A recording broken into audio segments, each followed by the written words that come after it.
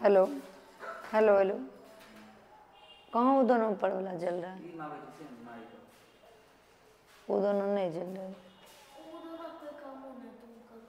Hello, 2 minute करबे तब देख लेबै अपने रिकॉर्डिंग अच्छी आ रहे।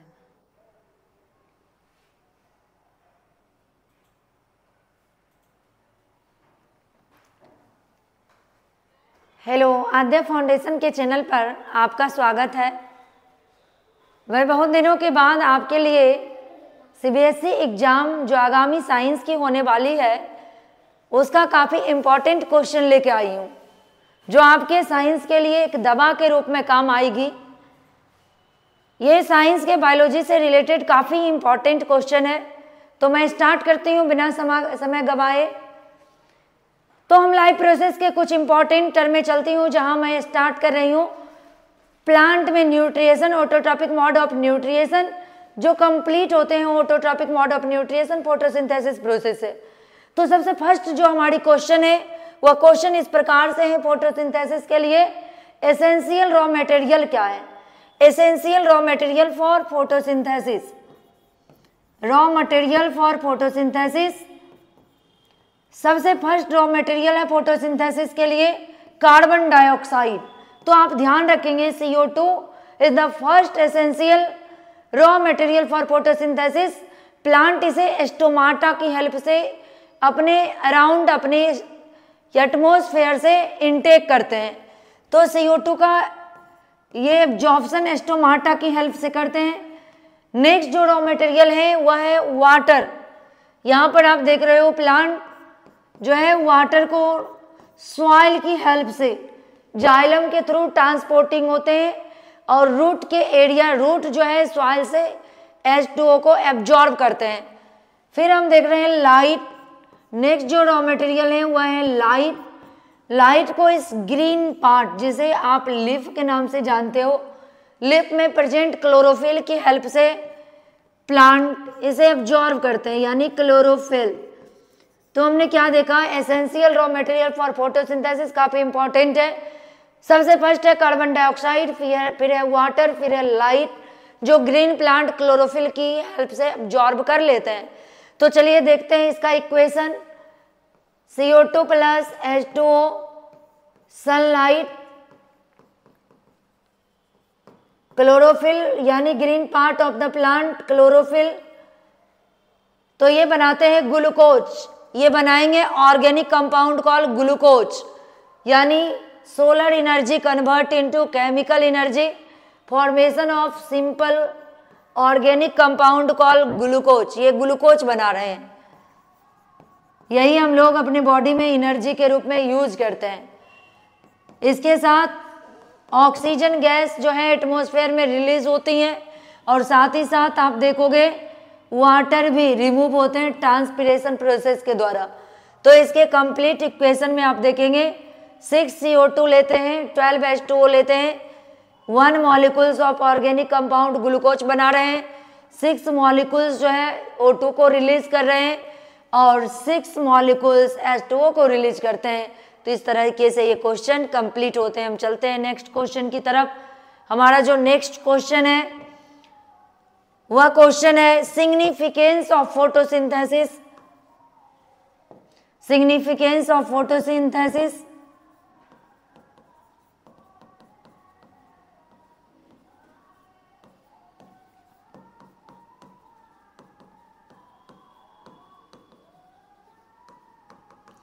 सिग्निफिकेंस ऑफ फोटोसिंथेसिस में हम फर्स्ट देखते हैं ये ऑर्गेनिक कंपाउंड ग्लूकोज का प्रोडक्शन करते हैं, प्रोडक्शन ऑफ ग्लूकोज। ये कई बार पूछे गए क्वेश्चंस हैं। नेक्स्ट जो वो करेंगे ग्लूकोज बनाने के साथ साथ ये वाटर ट्रांसपिरेशन करते हैं वाटर मॉलिक्यूल्स को, जिसके कारण एटमॉस्फेयर की जो या प्लांट के आसपास का अराउंड टेम्परेचर जो होता है वह टेम्परेचर कंट्रोल होता है या टेम्परेचर को कंट्रोल करते हैं, यानी release H2O water molecules through transpiration process, और साथ ही साथ जो है यह O2 गैस भी रिलीज करते हैं, रिलीज O2 गैसेज। तो इसके साथ प्लांट में autotrophic mode of nutrition complete होते हैं। चलेंगे हम लोग नेक्स्ट क्वेश्चन की तरफ। हमारा जो इसके साथ नेक्स्ट जो क्वेश्चन है वो है heterotrophic mode of nutrients.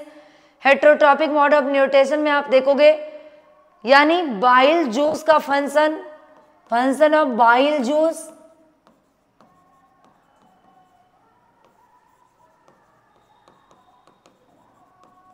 Function of bile juice जो है ह्यूमन के डाइजेस्टिव ग्लैंड लीवर से सेक्रेट होते हैं, लीवर से। ये लीवर है, लीवर, और ये है गोल ब्लैडर। ये गोल ब्लैडर लीवर से रिलीज होने वाले बाइल जूस को स्टोर करते हैं। तो बाइल जूस का फर्स्ट जो फंक्शन है वो फंक्शन है emulsification of fat.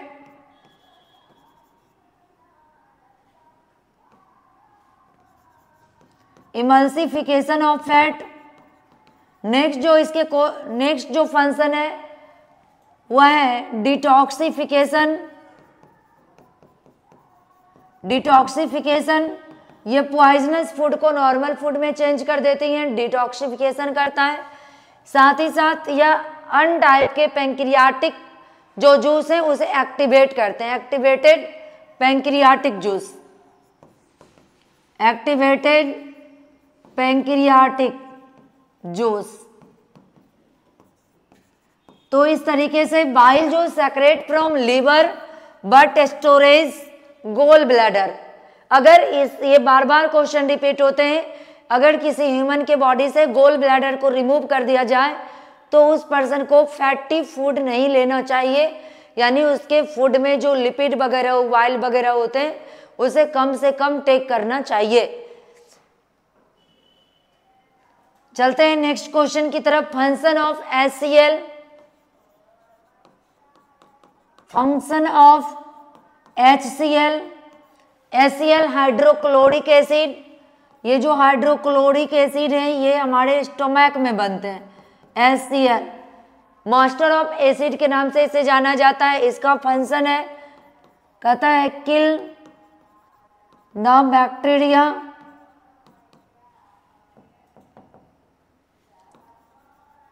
Killed the bacteria या जर्म बैक्टीरिया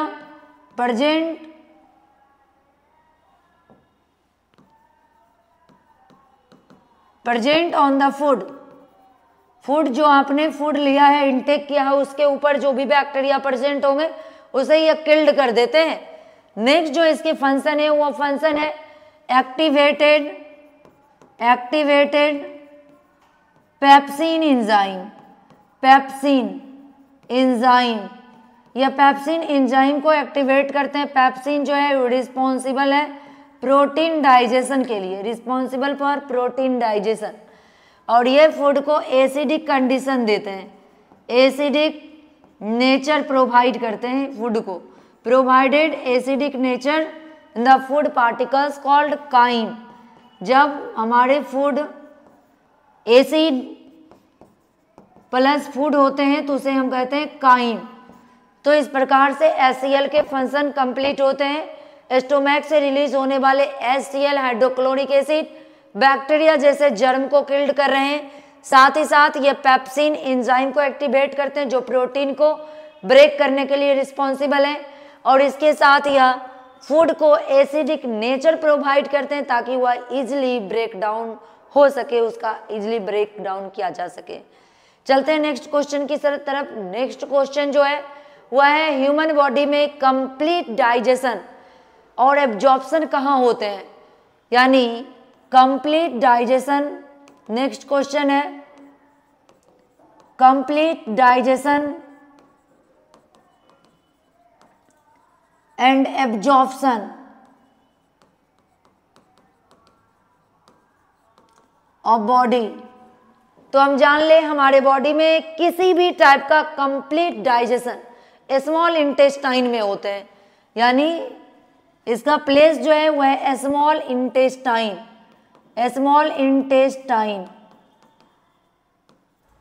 स्मॉल इंटेस्टाइन में कार्बोहाइड्रेट का ब्रेकडाउन, कार्बोहाइड्रेट ब्रेकडाउन एमाइलेज की प्रेजेंस में ग्लूकोज के फॉर्म में होता है, ग्लूकोज। प्रोटीन का ब्रेकडाउन, प्रोटीन का ब्रेकडाउन ट्रिप्सिन की हेल्प से अमीनो एसिड के फॉर्म में होता है, अमीनो एसिड। और नेक्स्ट देखते हैं लिपिड या फैट, लिपिड या फैट का ब्रेकडाउन, यानी एक ऐसा मॉलिक्यूल्स, ऐसे फूड पार्टिकल्स फैट है जिसका हमारे बॉडी के स्मॉल इंटेस्टाइन में ओनली डाइजेशन यानी इमल्सिफिकेशन होते हैं, बाकी बॉडी के किसी भी डाइजेस्टिव प्लेस में इसका ब्रेकडाउन पॉसिबल नहीं है। तो लिपिड ये लाइपेज के प्रेजेंस में फैटी एसिड प्लस ग्लिसरॉल के फॉर्म में ब्रेक होते हैं, फैटी एसिड प्लस ग्लिसरॉल। इसका ये ड्रॉपलेट स्ट्रक्चर का होना ही इमल्सिफिकेशन कहलाता है, इमल्सिफिकेशन। इमल्सिफिकेशन यानी ब्रेकडाउन ऑफ लिपिड और fat, A droplet structure called emulsification of fat. इसका एक दानेदार ड्रॉप जैसे स्ट्रक्चर में ब्रेक होना इमल्सिफिकेशन कहलाता है। तो चलिए, इस तरीके से कंप्लीट डाइजेशन होते हैं। स्मॉल इंटेस्टाइन में एक फिंगर लाइक स्ट्रक्चर होते हैं जिसे हम ये बिली के नाम से जानते हैं, ये बिली कहलाता है। और बिली की हेल्प से इसका कंप्लीट एब्जॉर्प्शन होते हैं, जो मॉलिक्यूल्स स्मॉल पार्टिकल्स के फॉर्म में हमारे स्मॉल इंटेस्टाइन में स्टोर होते हैं, वह इनसाइड ऑफ बिली में स्टोर होते हैं, बिली के अंदर ये जमा हो जाते हैं, एब्जॉर्प्शन होते हैं। तो कंप्लीट डाइजेशन एंड एब्जॉर्प्शन की साइट ह्यूमन बॉडी में स्मॉल इंटेस्टाइन है। तो इस तरीके से हमारे लाइफ प्रोसेस के कुछ क्वेश्चन है जो वेरी वेरी इंपॉर्टेंट है, बार बार इसे पूछे जाते हैं या हमारे डाइजेशन से रिलेटेड है, वो कंप्लीट होते हैं। अब चलते हैं हम लोग रेस्पिरेशन से रिलेटेड। प्लांट जो है वह स्टोमाटा की हेल्प से रेस्पिरेशन करता है। Respiration in plant through stomata, यह स्टोमाटा की हेल्प से करते हैं। कुछ प्लांट जो होते हैं रूट हेयर की हेल्प से करते हैं, रूट हेयर की हेल्प से करेंगे। और कुछ देखेंगे प्लांट यानी ट्रीज लाइक प्लांट लेंटिकल्स की हेल्प से करते हैं। रेस्पिरेशन के समय यह जो है स्टोमाटा हो, रूट हेयर हो या लेंटिकल हो, वह O2 गैस इनटेक करते हैं और CO2 गैस रिलीज करते हैं। जिस प्रोसेस के थ्रू या O2 को एब्जॉर्ब करते हैं, इनटेक करते हैं और CO2 रिलीज करते हैं, उसे हम कहते हैं डिफ्यूजन। डिफ्यूजन के थ्रू। अब एक क्वेश्चन आते हैं, unicellular animals only diffusion process से रेस्पिरेशन कंप्लीट कर लेते हैं, पर मल्टी सेलुलर ऑर्गेनिज्म के बॉडी में एक स्पेशल रेस्पिरेटरी ऑर्गन होता है।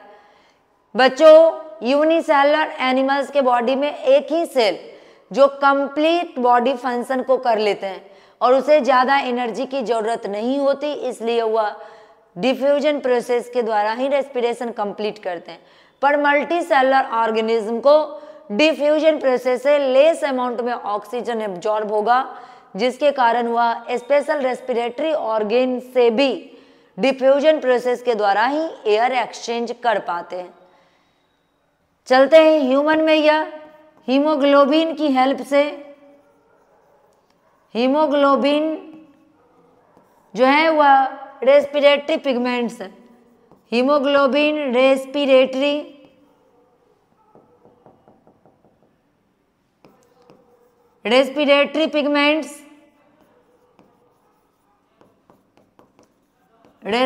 Pigments, exchange of gases, O2 absorb, CO2 releases या remove from body, diffusion process. ये क्या करते हैं, डिफ्यूजन प्रोसेस से CO2 को बाहर निकालते हैं और O2 को एब्जॉर्ब करते हैं। डायफ्राम, इसमें क्वेश्चंस आता है डायफ्राम का क्या फंक्शन होगा आपके बॉडी में। तो डायफ्राम का फंक्शन है, यह आपके एक्टिव प्रोसेस इनहेल और एक्सहेल में हेल्प करते हैं ताकि हमारे जो रिब्स हैं वह कोलैप्स होने से बच सके। चलते हैं हम नेक्स्ट क्वेश्चन की तरफ। हमारे नेक्स्ट जो क्वेश्चन है वह है सर्कुलेशन। सर्कुलेशन में पूछेगा लेवल डायग्राम। लेवल डायग्राम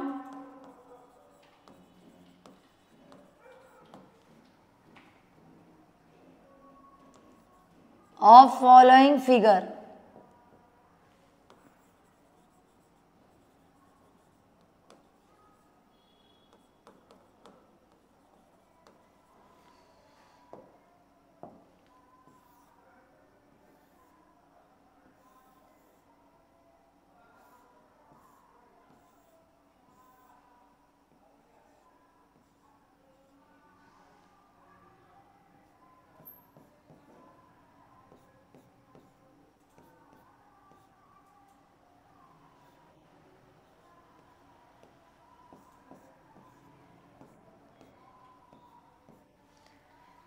इस तरीके से लेवल डायग्राम आपके हो सकते हैं। ये सर्कुलेटरी सिस्टम है, X, Y एंड Z।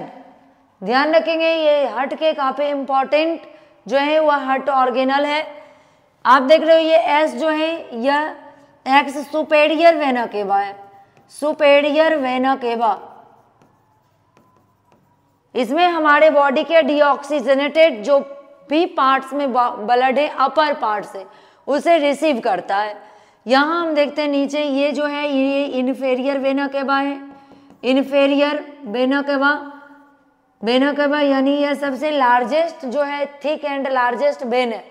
यह नीचे के साइड से हमारे बॉडी में डीऑक्सीजनेटेड ब्लड रिसीव करते हैं। आप जो देख रहे हो ये जो वाई दिखाई दे रहे हैं ये वाई पल्मोनरी, पल्मोनरी वेन है। और ये जो देख रहे हैं जेड ये पल्मोनरी, पल्मोनरी आर्टरीज है, ये पल्मोनरी आर्टरीज है। ध्यान रहे आपको यह है right atrium, right ventricle, lower के हिस्से को वेंट्रिकल्स, अपर को आर्ट्रियम। यह लेफ्ट आर्ट्रियम, लेफ्ट वेंट्रिकल। तो ध्यान रखेंगे आप, ये क्वेश्चन आपसे पूछा जाता है function of pulmonary vein and pulmonary arteries. हमने पढ़ा है कॉमन बॉडी में जो होती हैं आर्टरीज ऑक्सीजनेटेड ब्लड सर्कुलेट करती हैं जबकि वेन डीऑक्सीजनेटेड ब्लड। पर हमारे हार्ट में इसके फंक्शन कुछ डिफर है। Pulmonary arteries circulate deoxygenated blood inside of heart या फ्रॉम बॉडी, जबकि हम यहाँ पढ़ेंगे pulmonary vein circulate the oxygenated blood toward heart या फ्रॉम लंग्स। ये है लंग्स से लाते हैं ऑक्सीजनेटेड ब्लड और हमारे राइट साइड हार्ट को देते हैं। और ये आर्टरीज जो है ये हमारे लेफ्ट साइड बॉडी में डीऑक्सीजनेटेड ब्लड को कैरी करता है और लेफ्ट साइड में एंटर करने में हेल्प करता है। साथ ही साथ एक और क्वेश्चन पूछे जाते हैं single circulation, single circulation and double circulation. Single circulation and double circulation. Single circulation जिसमें देखोगे जैसे फिश वगैरह में जो हार्ट हैं वह 2 चैम्बर हार्ट है। ये है आर्ट्रियम और ये है वेंट्रिकल्स।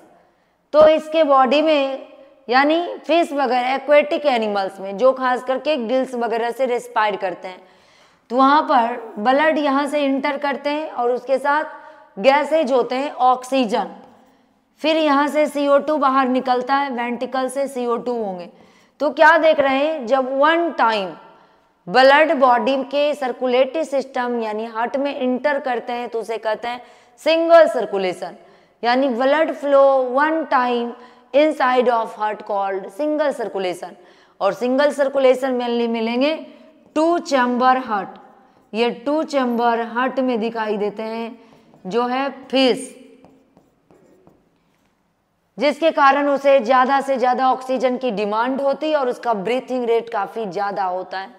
यहाँ पर हम डबल सर्कुलेशन में देखेंगे हमारे बॉडी में जो ब्लड है वह ट्विस्ट टाइम इंटर करते हैं, 2 बार इंटर करते हैं। एक बार देखेंगे राइट साइड से डीऑक्सीजनेटेड ब्लड इंटर करेगा और वह ब्लड फिर लंग्स को जाएगा, यानी double circulation, double circulation, double time, 2 time blood flow, blood flow in heart, heart में ब्लड का फ्लो 2 बार होगा, उसे हम कहेंगे डबल सर्कुलेशन। ये 4 चैम्बर हार्ट वाले में होंगे, 4 चैम्बर हार्ट या 3 चैम्बर हार्ट में भी होते हैं, 3 chamber heart.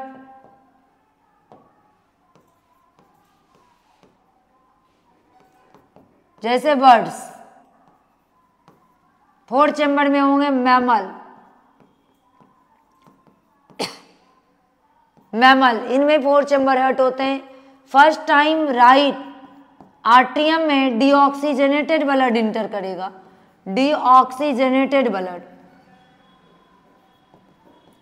Deoxygenated blood through superior vena cava, ये फिर जाएंगे लंग्स के पास, यानी यहाँ से ये इंटर होंगे लंग्स, लंग्स के पास, और लंग्स से आएंगे ऑक्सीजनेटेड ब्लड, ऑक्सीजनेटेड ब्लड, और ये ब्लड बॉडी में लेफ्ट साइड से left ventricles to left atrium follow करेंगे होल बॉडी पार्ट्स में, तो उसे हम कहते हैं double circulation, twist time blood flow inside of heart और सर्कुलेटेड डीऑक्सीजनेटेड ऑक्सीजनेटेड ऑल्सो। इसमें ऑक्सीजन की ज़्यादा से ज़्यादा अमाउंट हमारे रेस्पिरेटरी सिस्टम हीमोग्लोबिन एब्जॉर्ब कर सकती हैं। यहाँ पर ऑक्सीजन की डिफिशियंसी का कम चांस होता है। इसके साथ चलते हैं हम एक्सक्रिएटरी ऑर्गन्स पे चलेंगे। एक्सक्रिएटरी सिस्टम, एक्सक्रिएटरी ऑर्गन, तो हमने क्या देखा, मेटाबॉलिक में तैयार हुए जो भी वांटेड चीज़ें हैं उसका बॉडी यूज करता है, पर जो भी हमारे बॉडी में अनवांटेड चीज़ें हैं वह हमारे बॉडी में इजेस्ट हो जाते हैं या एक्सक्रिएट हो जाते हैं, तो जिसकी ज़रूरत ही नहीं है, जो हमारे बॉडी के लिए पॉइजनस है। तो एक्सक्रिएटरी सिस्टम में देखेंगे फर्स्ट क्वेश्चन रहता है formation of urine, formation of urine, urine का फॉर्मेशन। बच्चों यूरिन का फॉर्मेशन 3 स्टेप में कंप्लीट होता है। फर्स्ट जो स्टेप है वह है ultra filtration, ultra filtration, ultra filtration जो ग्लोमेरुलस की हेल्प से होता है, ग्लोमेरुलस, ग्लोमेरुलस अल्ट्रा फिल्ट्रेशन करते हैं। दूसरा कार्य जो होता है, दूसरा फंक्शन होता है सेक्रेशन, सेक्रेशन होते हैं, कुछ डक्ट होते हैं, पीसीटी हो, पीसीटी, डीसीटी, डीसीटी या Henley loop, loop of Henley, loop of Henley, ये सभी जो हैं कुछ मॉलिक्यूल्स का सेक्रेशन करते हैं, जैसे पोटासियम का, फास्फोरस का, पोटासियम का, NaCl का, इसका सेक्रेशन होता है, ये रिलीज होते हैं, कुछ हार्मोन्स भी रिलीज होते हैं। और लास्ट जो है वह है एब्जॉर्प्शन, री एब्जॉर्प्शन, री एब्जॉर्प्शन, यानी ये सेक्रेट किए गए जो मॉलिक्यूल्स हैं इसकी बॉडी में रिक्वायरमेंट है, डिमांड है, तो बॉडी इसे फिर से रीअब्जॉर्ब कर लेता है, यानी रीअब्जॉर्प्शन। जैसे Na का रीअब्जॉर्प्शन होता है, जैसे देखेंगे पोटासियम का रीअब्जॉर्प्शन होता है, कुछ मॉलिक्यूल्स का रीअब्जॉर्प्शन होता है, जबकि अल्ट्रा फिल्ट्रेशन होते हैं यूरिया का। तो हम लोग टॉपिक अभी बहुत कम समय है, देखेंगे अल्ट्रा फिल्ट्रेशन अलग अलग एनिमल में डिफरेंट डिफरेंट नाइट्रोजनी बेस का होता है, नाइट्रोजिनस बेस। देखोगे एक्वेटिक एनिमल्स जिसे ज़्यादा वाटर की रिक्वायर्ड होती है, एक्वेटिक लाइफ ऑफ एनिमल, वह अमोनिया का एक्सक्रिएशन करता है। देखेंगे कुछ बर्ड्स जो एग प्रोड्यूस करती हैं, अंडे देने वाले, एग प्रोड्यूस करने वाले, वह यूरिक एसिड रिलीज करता है थिक फॉर्म में, और देखेंगे नॉर्मल जो मैमल है वह यूरिया का एक्सक्रिएशन करता है। यूरिया के एक्सक्रिएशन के लिए लिस्ट अमाउंट ऑफ वाटर की जरूरत पड़ेगी, इससे वाटर की काफ़ी कम रिक्वायर्ड होती है और यह अमोनिया के कंपेयर में काफ़ी कम पॉइजनस भी है। तो चलिए इस तरीके से ये कंप्लीट होते हैं हमारे यूरिन फॉर्मेशन जैसे क्वेश्चन। अब हमारे क्वेश्चन आएंगे लेवल करने के लिए। एक आएगा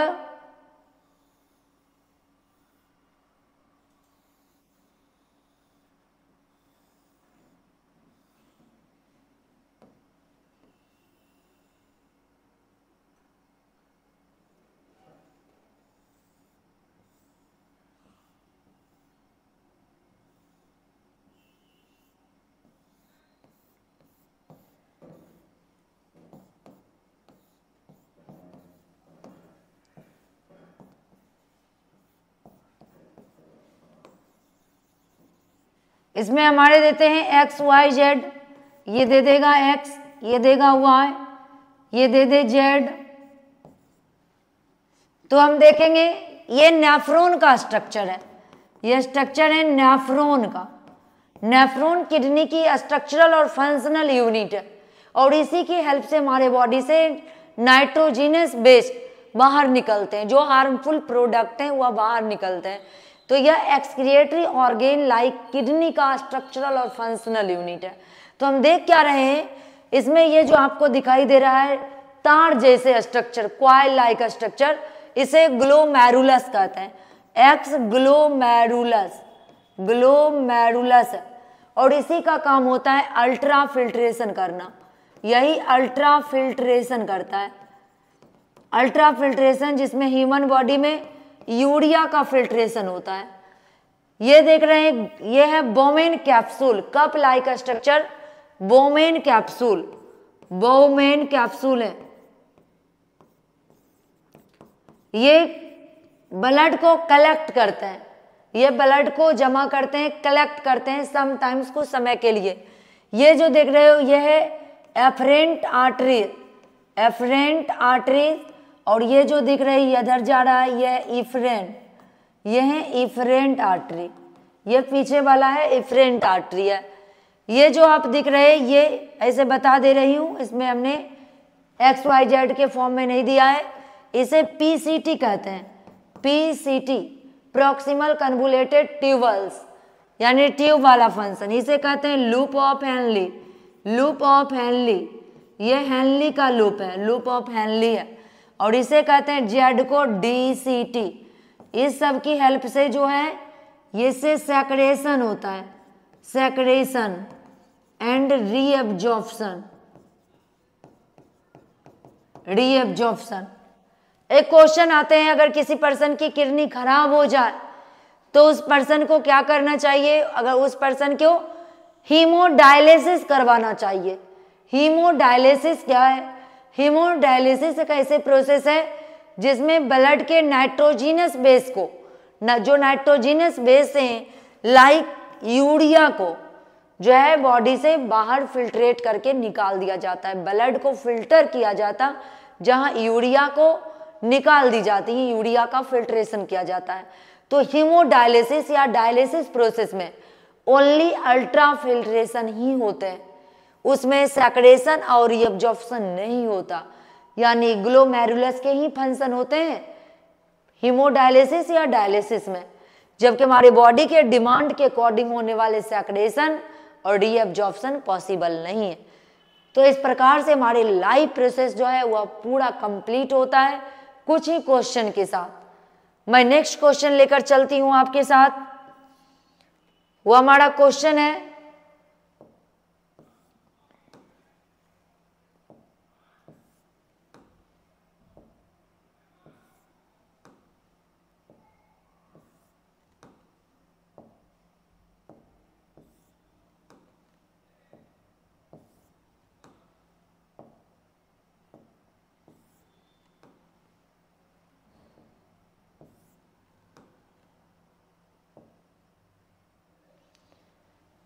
चलते हैं हम लोग का नेक्स्ट क्वेश्चन। नेक्स्ट जो चैप्टर है वो है control and coordination. Control and coordination में पूछे जाते हैं reflex action, reflex action, reflex action, जिसमें आप देखोगे जब कोई हॉट चीजों को, जब किसी गर्म चीजों को हमारी बॉडी टच कर लेती हैं,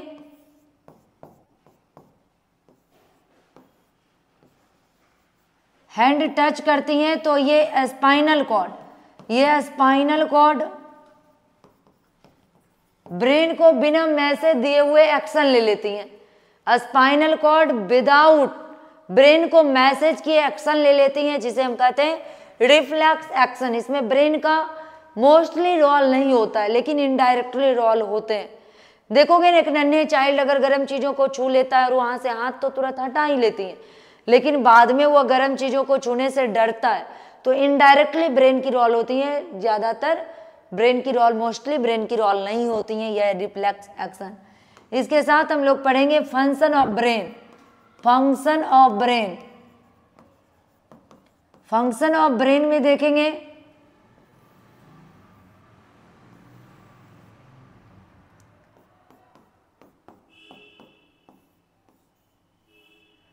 ज्यादा अच्छे से फिगर नहीं बना रही हूं, रफ एंड टफ।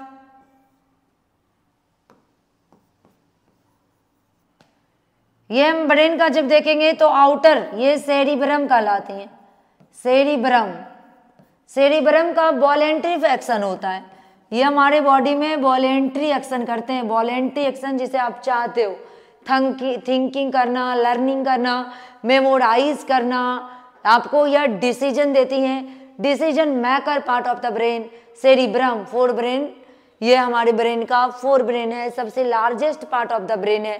ये डिसीजन मेकर है, ये मेमोराइज करते हैं, ये आपके बॉडी में थिंकिंग, लर्निंग, रीडिंग, ये सारी कैपेसिटी देती हैं। इसके बाद हम लोग पढ़ेंगे मिड ब्रेन।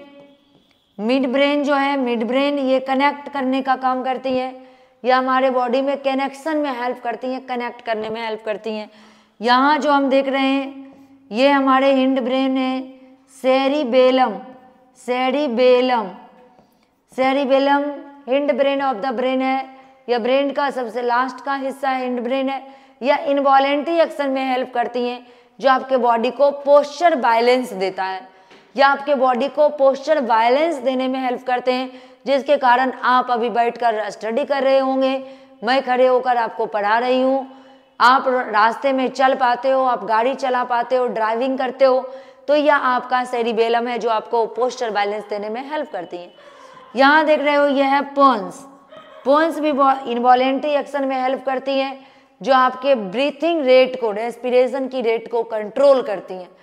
ये है हमारा मेडुला, ये मेडुला है, मेडुला भी इनवॉलेंट्री एक्शन में हेल्प करती हैं, जो आपके हार्ट ब्रीथ, यानी हार्ट जो बीट करती हैं, ठीक है, हार्ट जो रिथमिक फंक्शन करते हैं, हार्ट बीट, उसे कंट्रोल करती हैं, वोमिटिंग को कंट्रोल करती हैं, ईचिंग को कंट्रोल करते हैं। तो इस प्रकार से हमारे ब्रेन की फर्स्ट जो पार्ट है सेरिब्रम, वॉलेंट्री एक्शन करती हैं, learning thinking, discipline, learning thinking, decision making, memorise, memory करने में हेल्प करती हैं, रीडिंग, सारे कुछ करने में वॉलेंट्री। मिड ब्रेन यह कनेक्शन है जो आपको हिंड से, हिंड ब्रेन को फोर ब्रेन से कनेक्ट करने में हेल्प करते हैं। इसके पास एक ग्लैंड होते हैं जिसे आप कहते हो हाइपोथैलेमस, हाइपोथैलेमस ग्लैंड। ये जो हाइपोथैलेमस ग्लैंड है, ये gland master of master gland के नाम से जाने जाते हैं।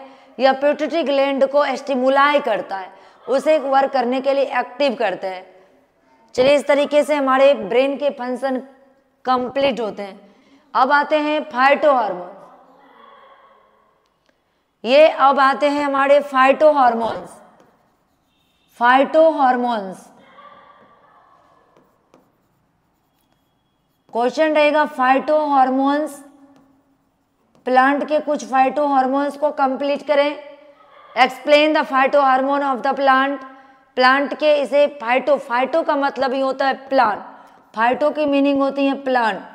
तो आपको याद रखना है, फाइटो हार्मोन यानी प्लांट से सेक्रेट होने, रिलीज होने वाले हार्मोन्स। सबसे फर्स्ट जो हार्मोन है वह है ऑक्जिन हार्मोन्स, जो प्लांट को एक्सियल ग्रोथ में हेल्प करता है। एक्सियल ग्रोथ में प्लांट को हेल्प करता है, एक्सियल ग्रोथ। ये रूट एंड स्टेम, रूट को नीचे जाने में हेल्प करता है और स्टेम को ऊपर की तरफ जाने में हेल्प करता है। फिर देखेंगे जिब्रेलिन। जिब्रेलिन ये जो है ब्रांच को फैलने में हेल्प करते हैं, ताकि ब्रांच काफी फैले हुए हों, तो ये ब्रांच ग्रोथ में हेल्प करते हैं, ब्रांच ग्रोथ, ब्रांच ग्रोथ। फिर आप देखेंगे cytokinin. Cytokinin, cytokinin cell division में हेल्प करते हैं। ये प्लांट के सेल डिवीजन यानी ग्रोथ में हेल्प करते हैं। आप एक रोज का प्लांट जो है उसे कट करके एक न्यू प्लांट लगा देते हो, तो एक स्टेम को जो आपने कट किया उसमें न्यू रूट आ गए, उसमें ग्रोथ होना शुरू हो गया। इसी साइटोकाइनिन के कारण ऐसा होता है। नेक्स्ट जो है वह है ABS, एब्सिसिक एसिड। इसे प्लांट का स्ट्रेस हार्मोन के नाम से जानते हैं। यह स्ट्रेस हार्मोन है, प्लांट को स्ट्रेस से रोकते हैं, स्ट्रेस से हेल्प करते हैं। हालांकि जिब्रेलिन में आप पढ़ोगे तो यह सिर के डोरमेंसी में भी हेल्प करते हैं, सिर को सोए रहने में भी हेल्प करता है, डोरमेंसी। एक हार्मोन और है इथिलीन हार्मोन्स, जो देखोगे यह गैसियस कंडीशन में होते हैं, यह गैसेज फॉर्म में होते हैं और ये फ्रूट को राइप होने में हेल्प करते हैं, फ्रूट्स राइप।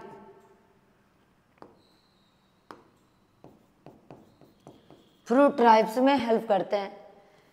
चलिए, इसके साथ पिट्यूटरी ग्लैंड आपके बॉडी का मास्टर ऑफ ग्लैंड है, जो GH hormone, growth hormone release करते हैं। यहां पर देखो देंगे थायराइड ग्लैंड। थायराइड ग्लैंड, जो थायराइड ग्लैंड का फंक्शन है वह है मेटाबॉलिक कंट्रोल। यह मेटाबॉलिक कंट्रोल करता है, मेटाबॉलिक कंट्रोल करते हैं। अगर इससे रिलीज होने वाला थायरॉक्सिन हार्मोन ज्यादा हो जाए तो भी थायराइड से देखोगे ज्यादा रिलीज होगा, तब ये बॉडी वीक हो जाएगा, उसे ज्यादा भूख लगेगी, तुरंत खाएगा, एनर्जी लॉस होगा फालतू का।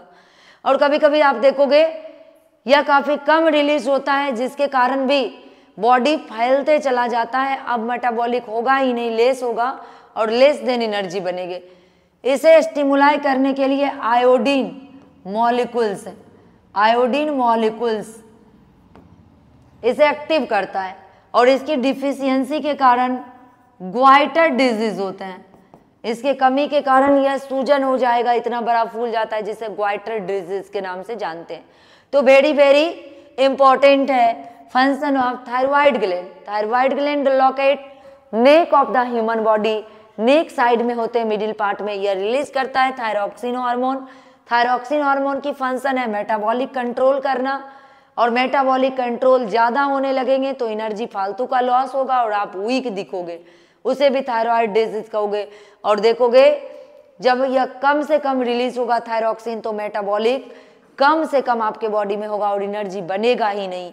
इसके साथ देखते हैं इसे स्टिमुलाई करने वाले मॉलिक्यूल्स आयोडीन है। आयोडीन की कमी के कारण हमारे बॉडी में ग्वाइटर डिजीज होता है, डिफिशियंसी ऑफ आयोडीन। इस तरीके से ये चैप्टर कंप्लीट होते हैं। हमारा जो नेक्स्ट चैप्टर है वह चैप्टर है रिप्रोडक्शन। रिप्रोडक्शन में देखेंगे asexual and sexual mode of reproduction, sexual and asexual mode of reproduction देगा difference between asexual and sexual mode of reproduction.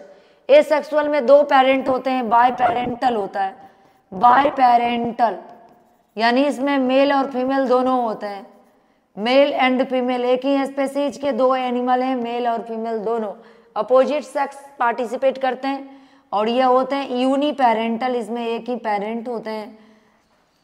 इसमें देखोगे और इसमें फर्टिलाइजेशन होता है, इसमें फर्टिलाइजेशन होते हैं। मेल्स के टेस्टिस से टेस्टिस रिलीज, टेस्ट यानी sperm, and ovary release ovum. ये गैमीट आपस में फर्टिलाइज कर जाते हैं, जबकि इसमें फर्टिलाइजेशन नहीं होती है, नो फर्टिलाइजेशन। इसमें फर्टिलाइजेशन की कोई चांस ही नहीं होते, नो फर्टिलाइजेशन होता। इसमें एक ही यानी इसमें देखोगे वेरिएशन काफ़ी ज़्यादा होते हैं, इसमें मोर वेरिएशन, एक पेरेंट इधर से आ रहा है और एक पेरेंट इधर से आ रहा है, n और n, फिर बन रहा है 2n, जिसके कारण इसमें ज़्यादा चेंजिंग दिखता है। और इसमें देखेंगे एक ही पेरेंट के ब्रेक होने से होती हैं, तो हम कह सकते हैं नो और फ्यू वेरिएशन। इसमें वेरिएशन हो भी सकता है और नहीं भी हो सकता है, फ्यू वेरिएशंस होंगे। ठीक है, इस तरीके से ये कंप्लीट होते हैं। फ्लावर का रिप्रोडक्टिव पार्ट जो है, रिप्रोडक्टिव पार्ट ऑफ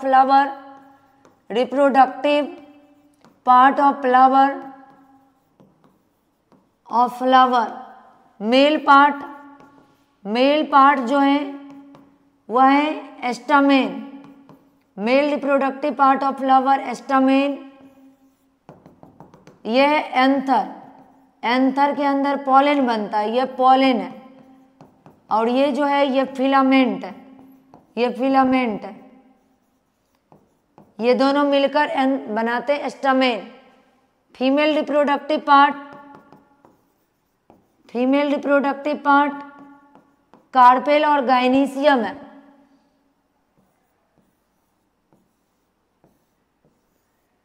ये स्टिग्मा, ये स्टाइल एंड ये ओवरी। इसके अंदर फीमेल गैमीट ओवम बनते हैं, इस तीनों को कहते हैं कार्पेल। मेल रिप्रोडक्टिव पार्ट जो है वह स्टमेन है, जिसमें 2 पार्ट इन्वॉल्व हैं, इंक्लूड है anther and filament. Female reproductive part जो है उसमें 3 पार्ट इन्वॉल्व हैं, स्टिग्मा, स्टाइल एंड ओवरी। इसके कई नेम है, गाइनीसियम है, कार्पेल है और पिस्टिल है। इस तरीके से ये भी चैप्टर हमारे रिवाइज होते हैं, कंप्लीट होता है। हम लोग चलेंगे अब next chapter, heredity and evolution. Evolution को हटा दिया गया, हेरिडिटी है। हेरिडिटी में जेनेटिक्स की डिस्कवरी मेंडल के द्वारा की गई है। मेंडल ने ग्रीन पी प्लांट में अपना एक्सपेरिमेंट किए, जो प्लांट यानी एक स्पेसीज अपने ही जैसे स्पेसीज को क्यों जन्म देता है, डिफरेंट क्यों नहीं। तो इसमें हम मेन देखेंगे मोनोहाइब्रिड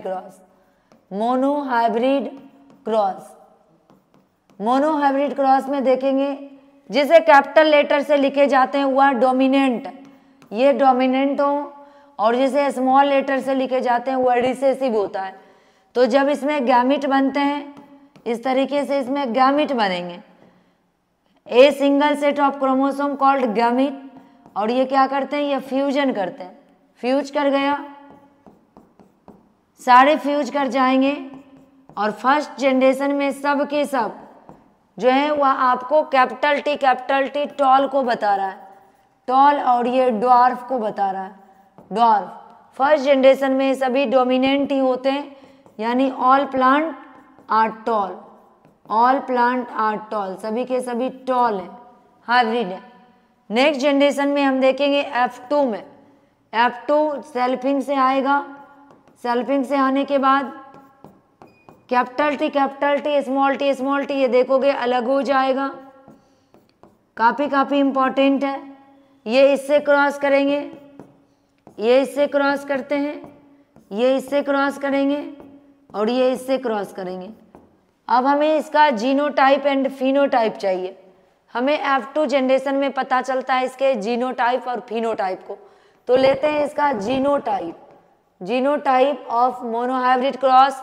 हम देखते हैं कैपिटल टी वाले कितने प्लांट हैं, एक ही प्लांट है कैपिटल टी। फिर हम देखते हैं कैपिटल टी स्मॉल टी वाले कितने प्लांट हैं, इसके 2 प्लांट हैं। और फिर देखते हैं स्मॉल टी वाले कितने प्लांट हैं, इसके केवल एक ही प्लांट है। इसके साथ आते हैं हम इसके फिनोटाइप रेशियो पर। फिनोटाइप रेशियो में आते हैं कितने प्लांट आपको खुले आंखों से दिखाई दे रहे हैं, लंबे लंबे, यानी जो खुले आंखों से देखता है वही हमारा फिनोटाइप होता है, फिजिकल स्टडी होता है। यहाँ देख रहे हैं ये लंबा दिख रहा है, ये भी टॉल दिख रहा है, ये भी टॉल दिख रहा है। टोटल 3 प्लांट टॉल दिखाई देते हैं, तो 3, जबकि एक ओनली 1 प्लांट शॉर्ट दिखाई देता है। तो 3 रेशियो 1 इसे आप याद रखोगे, कभी नहीं भूलना है। इसे हमें याद रखना है, ये ऑब्जेक्टिव क्वेश्चंस हो सकते हैं। मोनोहाइब्रिड क्रॉस फॉलोइंग द, ठीक है, स्टेटमेंट फॉलोइंग कहेगा मोनोहाइब्रिड क्रॉस का फिनोटाइप क्या हो सकता है, इसमें से 3:1, जीनोटाइप क्या हो सकता है, 1:1 हो सकता है। चलते हैं नेक्स्ट क्वेश्चन की तरफ। एक क्वेश्चन और आ सकता है, मेंडल ने ग्रीन पी प्लांट पर अपना एक्सपेरिमेंट क्यों किए? ग्रीन पी प्लांट जो है उसकी लाइफ स्पेन 1 ईयर की होती है, वह एनुअल प्लांट है, वह इजिली यानी कंफर्टेबल तरीके से आपको मार्केट में मिल सकता है। उसमें सभी डिफरेंट कैरेक्टर अवेलेबल थे जो पेयर में मेंडल को चाहिए था। तो इस तरीके से मेंडल ने पी प्लांट का ही सिलेक्शन किया अपने एक्सपेरिमेंट में। एक और क्वेश्चन इससे रिलेटेड होते हैं वेरिएशन पर, वेरिएशन, इंपॉर्टेंस ऑफ वेरिएशन,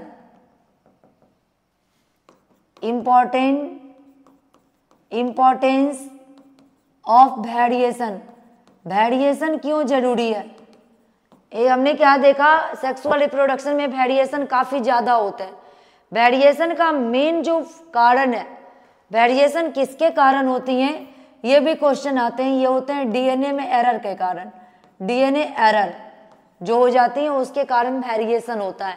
जैसे एक मेल है और एक फीमेल है, मेल एंड फीमेल से आने वाले क्रोम यानी single set of chromosome called gamete, ये जो आ रहे हैं मेल और फीमेल, इससे फर्टिलाइजेशन हुआ और बन गए जाइगोट, इससे बन गया zygote.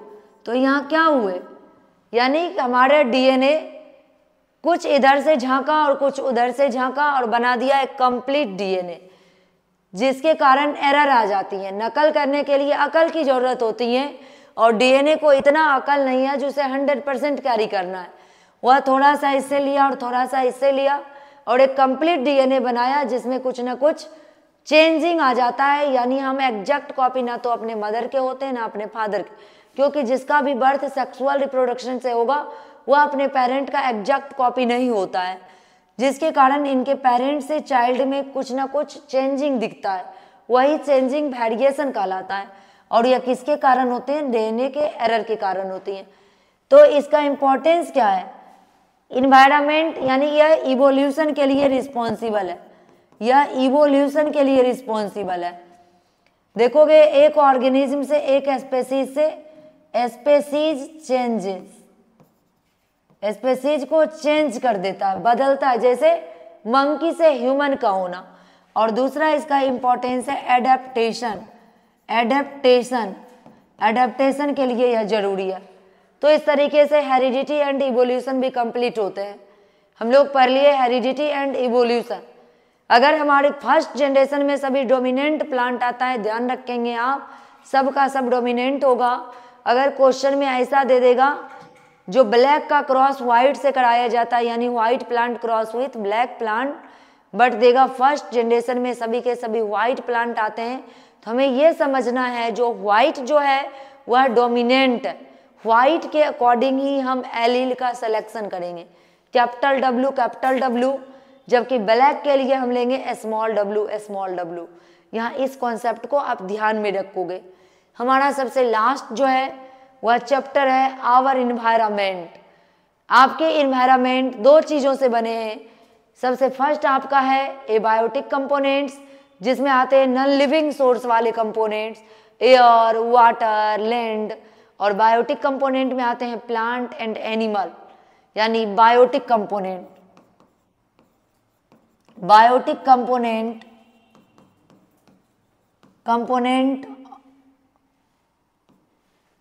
our environment is made up of two type component. First component abiotic like air, water, soil, and second type of component biotic, bio मतलब living। फर्स्ट आएंगे plant, biotic component, and animals. Animal, plant क्या करते हैं, आपने first में देखा था photosynthesis के थ्रू अपना भोजन खुद बना लेते हैं, तो इसे आप कहते हो प्रोड्यूसर, यह है प्रोड्यूसर। और ये एनिमल जो है यह कंज्यूमर है, ये भोजन के लिए डिपेंड रहता है। तो हम क्या देखेंगे, एक देखेंगे हम यानी अपने एक इकोसिस्टम, अर्थ का स्पेशल नेचर का एक फंक्शनल यूनिट जिसमें बायोटिक और एबायोटिक जो है कंपोनेंट्स यानी अपना एक इंटरेक्शन दिखाता है, inter relationship of biotic and abiotic component in our environment called ecosystem. तो क्या देखा, इकोसिस्टम में दोनों के बीच कितना रिलेशनशिप है, किससे इंटरेक्शन हो रहा है, उसे हमने कहा इकोसिस्टम। और इकोसिस्टम में हम देखेंगे भोजन के लिए कौन किस पर डिपेंड है, उसे कहते हैं food chain. Food chain, food chain में देखेंगे प्लांट जो है वह प्रोड्यूसर है, प्लांट प्रोड्यूसर है और इसे फर्स्ट ट्रॉपिक लेवल में रखा गया है। Plant first trophic level, first trophic level में रखा गया है। फिर देखेंगे प्लांट को सबसे पहले हार्बीवोरस एनिमल कहते हैं। हार्बीवोरस जैसे रैबिट खाएगा, तो रैबिट को कहते हैं primary consumer. Primary consumer, primary consumer इसे रखा गया है, प्राइमरी कंज्यूमर पीसी, इसे रखा गया है सेकेंड ट्रॉपिक लेवल में। ये सेकेंड ट्रॉपिक लेवल है, इसे प्राइमरी को खाता है सेकेंडरी कंज्यूमर। प्राइमरी को खाएंगे सेकेंडरी कंज्यूमर।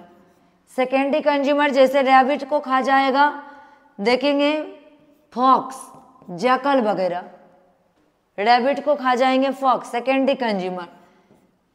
फॉक्स को खा जाएगा, लोमड़ी को खाएगा जैकल, भेड़िया, टर्शियरी कंज्यूमर, ये टर्शियरी कंज्यूमर है जैकल।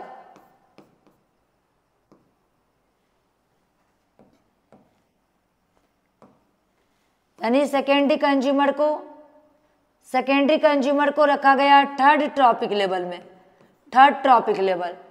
और देखेंगे टर्शियरी कंज्यूमर को रखा गया फोर्थ ट्रॉपिक लेवल में, फोर्थ ट्रॉपिक लेवल में। और सबसे लास्ट जो आएगा लायन टाइगर आएगा, इसको रखा गया है टॉप कंज्यूमर में, ये टॉप है।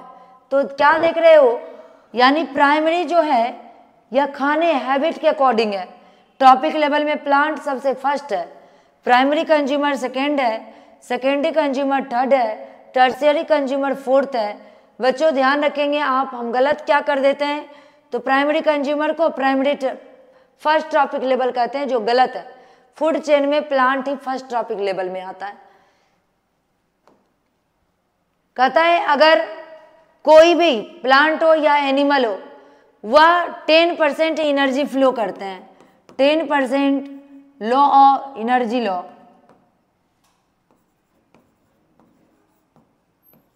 10% एनर्जी का लॉ।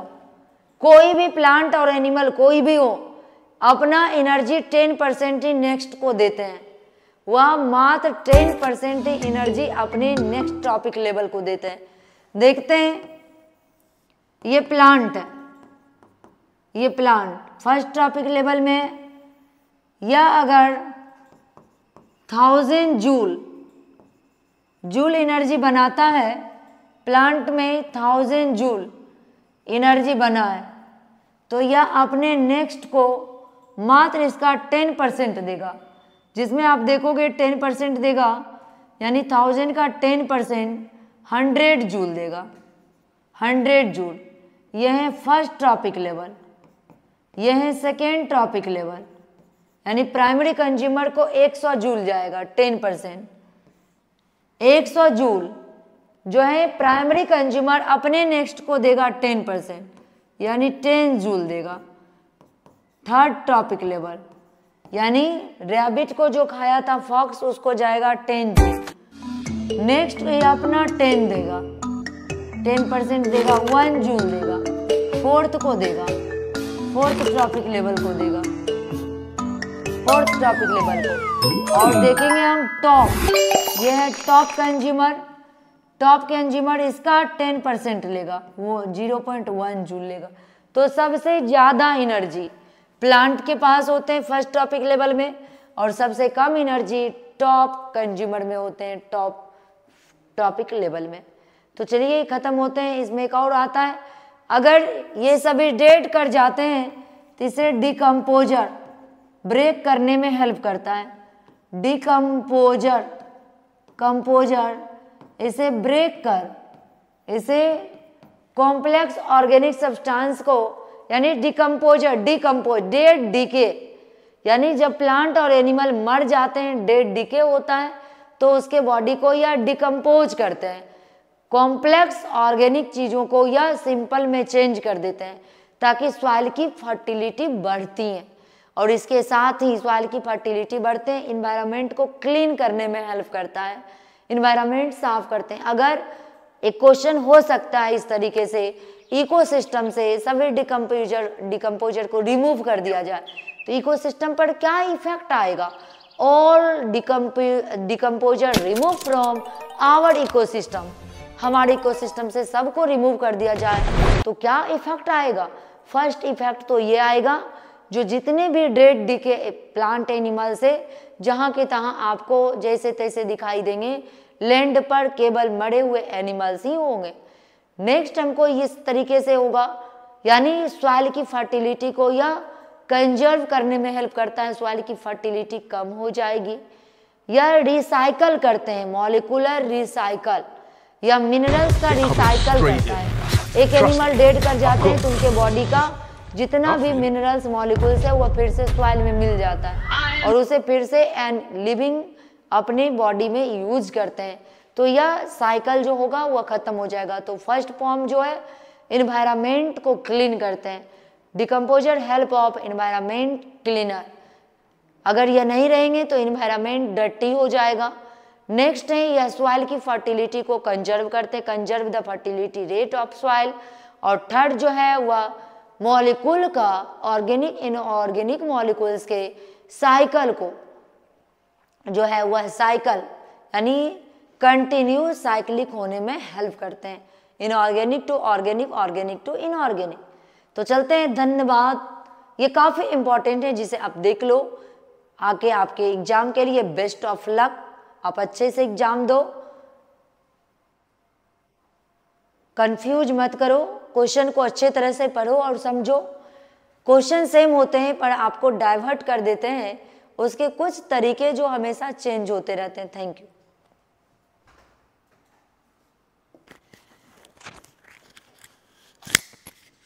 सही के लिए स्टॉप करो।